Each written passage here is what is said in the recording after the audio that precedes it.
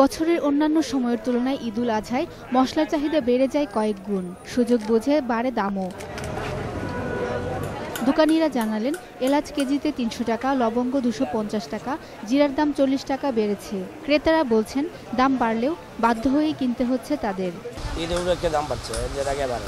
এলাচের দাম আগে আসলে ১১৫০ টাকা, অনেক ১৪৫০ টাকা। মশলা যা লাগে সবই কিনা হয়েছে, কিন্তু দাম একটু বেশি। যেহেতু এটা লাগবেই, নিতেই হবে, দাম বেশি হোক আর কম হোক।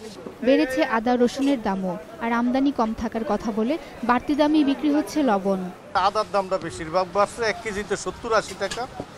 রসুনটাও বাড়ছে, প্রতি কেজিতে ধরেন ১০ টাকা ১৫ টাকা। কাঁচামরিচের দাম বেড়ে প্রতি কেজি বিক্রি হচ্ছে ১১০ টাকায়। মালের আমদানি কম, এই কারণে কাঁচামরিচের দামটা একটু বেশি। মাছের বাজারে ইলিশের দাম সহনীয় থাকায় বেচাকেনাও ভালো বলে জানান দোকানিরা। ইলিশ মাছ এখন একবার চলতেছেও বেশি, ধরা পড়তেছেও বেশি, আমরা বেচা কিনাও ভালো। ইলিশ মাছের দামটাও রিজনেবল। অপরিবর্তিত রয়েছে মাংসের দাম। শাকেরা আরজু, ২১ টেলিভিশন, ঢাকা।